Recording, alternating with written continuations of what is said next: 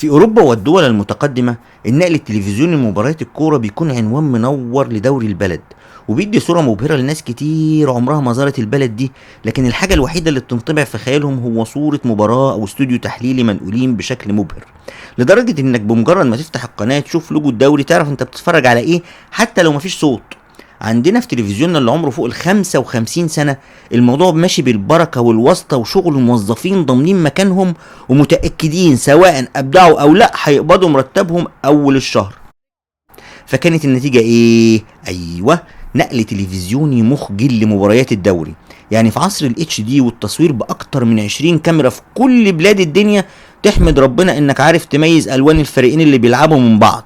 وطبعا موضوع إنك تشوف رقم لعيب في الملعب ده من الخيال العلمي، واذا كانت دي جودة الصورة فهم 5 أو 6 كاميرات بينقلوا الماتش واللي عاجبه. والاكتمال منظومة الفشل اشمعنى يعني الاستوديو التحليل اللي هيبقى فيه ابداع؟ دي نتيجة موظف ملوش علاقة بالرياضة حاول يجود، ودي نتيجة موظف برضه بس متخصص وعنده خيال، ومحدش يقول لي فرق امكانيات مادية، لا ده فرق بين قناة التعيين فيها بالواسطة وقناة التعيين فيها بعد انترفيو فني، واللي ما عندوش جديد مالوش مرتب.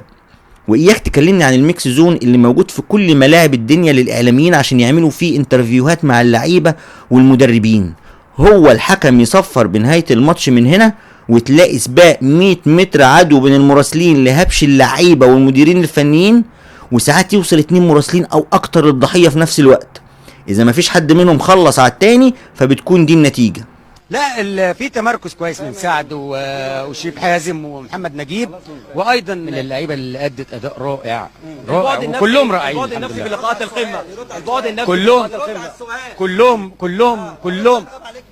يعني ده على الهوا كلهم يا جماعه، كلهم لعيبه رائعين. وما تكلمنيش عن كمية البشر اللي بيتجمعوا ورا المراسل والضيف بتاعه، اللي بتبقى فترة المقابلة اختبار لقوة اعصابه وقدرته على التحمل.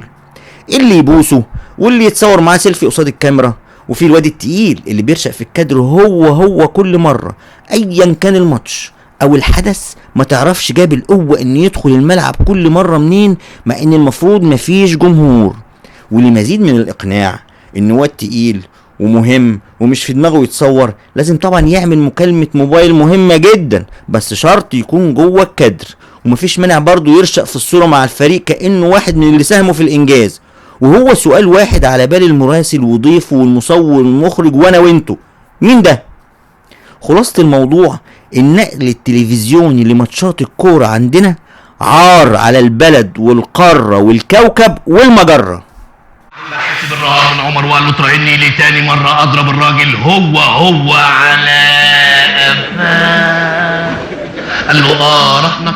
احمد قام ضرب الراجل على قفاه وقال له انا عارفك يا حامد، طول عمرك يا حامد تقول ان انت مش حامد، بس انت حامد يا حامد.